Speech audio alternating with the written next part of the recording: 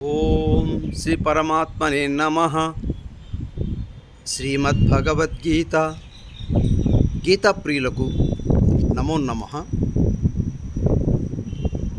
ప్రభుత్వానికి నివేదించిన నవరత్నాలలో మూడవ రత్నం 10వ అధ్యాయము విభూతి యోగములో 39వ శ్లోకం.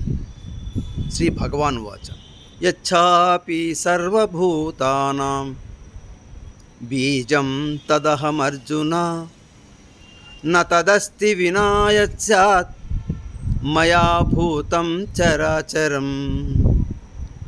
ఓ విశ్వసించిన భారతీయులారా, గీతా ప్రియులారా, ఆ పరమాత్ముడు విశ్వాన్నంతా ఏమాత్రము ఖాళీ లేక వ్యాపించి ఉన్నాడు, అణువణువులో ఉన్నాడు.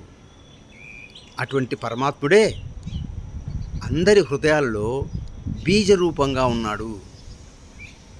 అటువంటి బీజరూపంలో ఉన్నటువంటి పరమాత్ముని చక్కగా శ్రద్ధాభక్తులతో ఆత్మ భావనతో దాన్ని వికసింపచేసుకుంటే పరమాత్మ తత్వాన్ని పొందవచ్చు. అంటే శక్తివంతులు కావచ్చు. ఇదే యువతకు, వయోజనులకు, అన్ని వర్గాల వారికి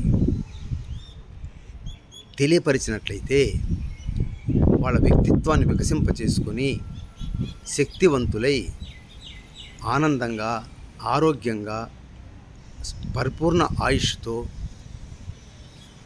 జ్ఞాన చైతన్యాలతో ఈ సమాజం వర్ధిల్లుతుంది. కాబట్టి ఈ శ్లోక భావాన్ని చక్కగా సమాజంలో ప్రచారం చేయగలగాలి. దానికి ప్రభుత్వం సహకరించాలి, చొరవ తీసుకోవాలి. ఓం తత్సత్. సర్వే జనా సుఖినో భవంతు.